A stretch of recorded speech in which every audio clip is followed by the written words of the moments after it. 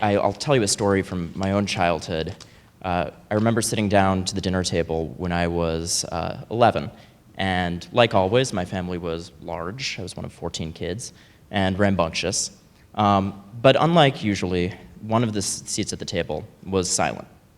My brother, Suraj, had a blank look on his face and was staring at his fork, bewildered.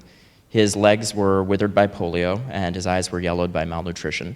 And he had just arrived from an orphanage in Calcutta a day before. Now he was having dinner with his new family. And in typical style, everyone at the table was yelling. To his left was my sister Quincy, who is African American and born to a drug-addicted mother.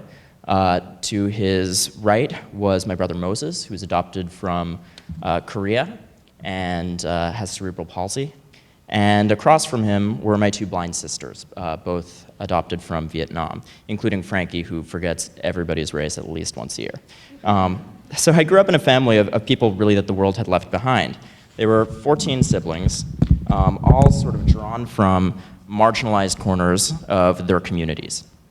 And all people who had been told by life, maybe more than most of us, maybe as much as some of you here today, that they couldn't.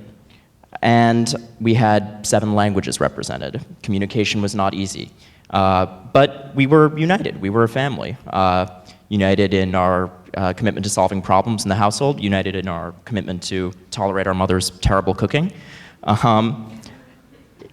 And I learned a lesson from that experience. That first night, Quincy, my sister I mentioned, was babbling about who was going to be Suraj's best friend. And everybody was yelling at each other about this, and he was getting more and more frustrated, but was silent. No one could draw a reaction out of him. And finally, he burst out into a stream of broken Bengali. And there was a long pause, and then Quincy said what he said. And then, as the years went on, Suraj became the most vocal person at the table. He became the most trusted mediator. He became the most innovative problem solver. So when you tell people that they can, no matter how voiceless life may seem to make them, the power is limitless. And I made a promise early on that I would try to continue that work. And this is why I love joining arms with people like the organizers of these events and the people that we've heard speak today, because they're all people that are tackling that problem in different ways. In my own experiences, I've had the real privilege to meet a lot of people who are under tremendous pressures in their own situations, who are in conflict situations, who could easily turn to nonviolent means of conflict resolution, and sometimes those who choose not to. I remember when I was working for the UN in Sudan, I met a young man named Yahya, who at the time was 17, my own age. And we were at the time in a rebel-held area in the Jebel Mara Mountains in Sudan. And he told me the story of how during the Darfur massacres, his family had been wiped out. He had woken up one morning and there was the sound of bombs falling, and then Janjaweed, the horseback militia that the government of Sudan employed to wipe out large portions of that population, swept through, killing and maiming, and his mother was raped and then killed, and he was left with no one. He survived by, he told me, hiding amongst the corpses of his relatives. And he told me when that was done, when finally the conflict had abated, he walked across the desert for days before he finally found this rebel encampment, and the rebels had become his family in the ensuing years.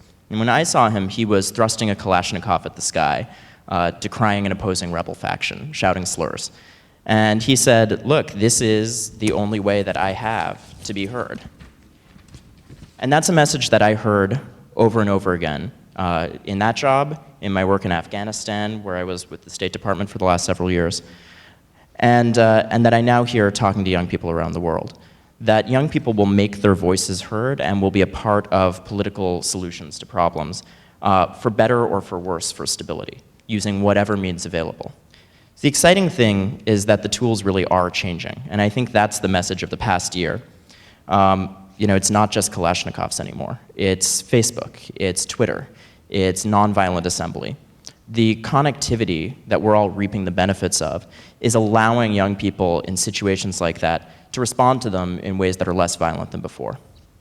It was just before dawn last December 24th when Hamada Ben Amour woke up to a banging on the door in his hometown of Sfax, Tunisia. And armed policemen swept through the home that he shares with his parents, and he was hauled off to a solitary confinement cell. He was there for days, and he was questioned by his captors. Who's behind you? Which party are you from? But Ben Amour represented a whole new political force that the world is still coming to grips with: youth. As a rapper under the pseudonym El General, maybe some of you have heard his work, he became a voice of conscience for his peer group of young students and activists calling for government reform and accountability. His song, Rais La Bled, became a Facebook hit and one of the first anthems of the Arab Spring.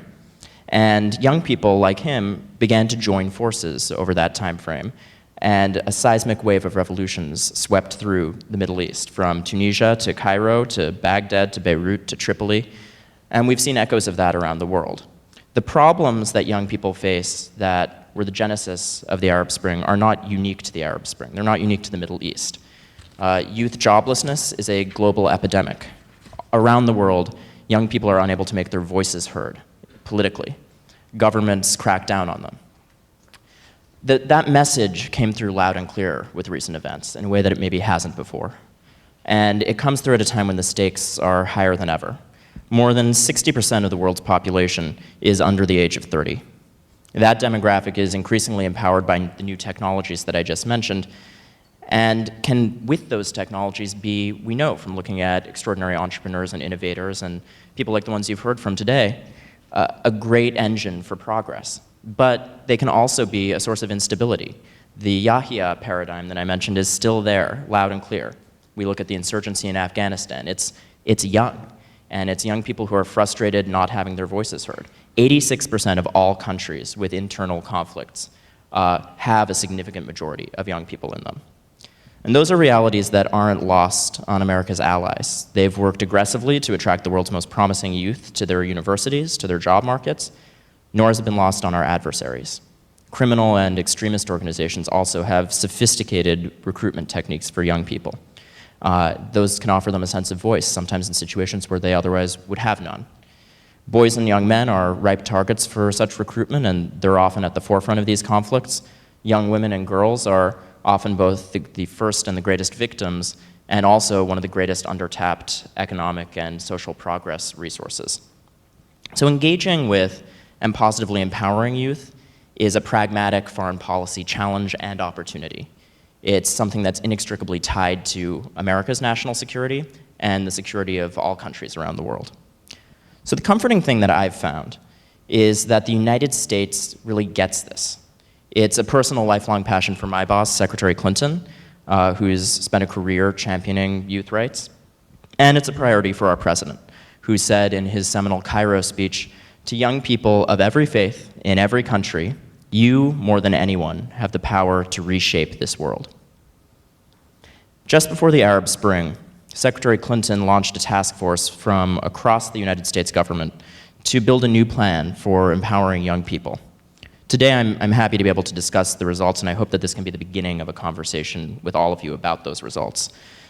America's first youth foreign policy has been built through that process, and it's a pledge. It's a pledge to empower young people as economic and civic participants, to work hand in hand with other governments that we're in conversations with to accomplish that, and perhaps most importantly, to listen to young people in ways that we haven't before. And we're making tough institutional reforms to drive at that goal. My own office, the Office of Global Youth Issues, is one function of that I'm now privileged to be directing for Secretary Clinton. And it's spearheading a government-wide effort to ensure that our policies and our programs are working for young people. It's just one part of a much broader effort, though. America is creating employment opportunities, as I mentioned, and fostering entrepreneurship for young people.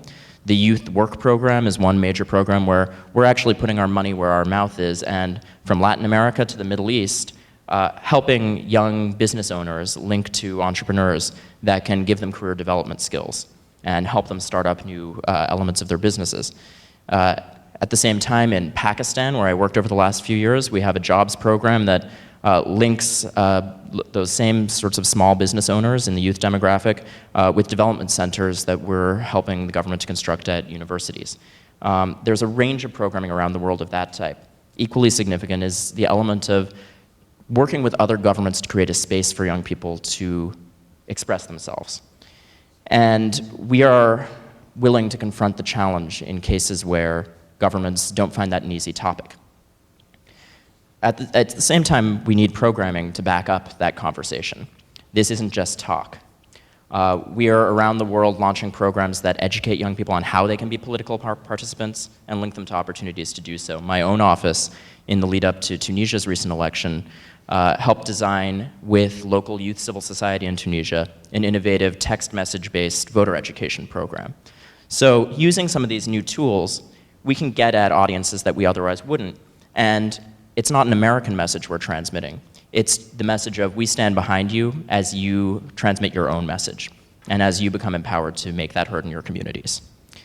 So America is, along with a growing partnership of governments and organizations, listening. It's working to connect young people with the tools they need. To my peers around the world, I would say, respond to that challenge. Don't wait. You're not the future, you're now. The ball's in your court. Our generation's great challenge may well end up being our generation itself. There are no quick fixes to that. And America doesn't offer all the solutions. But the difference is right now, we have a global community that's working to put the tools in the hands of young people so they can construct their own solutions. And I'm in the same boat. I'm not 45, I'm not a rock star or a comedian, and no, I'm not President Barack Obama. But people my age have been given the tools to make change happen right now, with the credentials they have right now. And I believe with every fiber of my being that, yes, we can. I still consult with that family dinner table think tank. My sister Frankie still has no idea what color anyone is. Really, she thinks I'm an Asian lady. And yes, Quincy still yells at everybody. But with modern technology, that conversation is much bigger now. It's me, it's you, and it's young people everywhere who understand that no matter how voiceless they feel, they have the power to change the world. Thank you.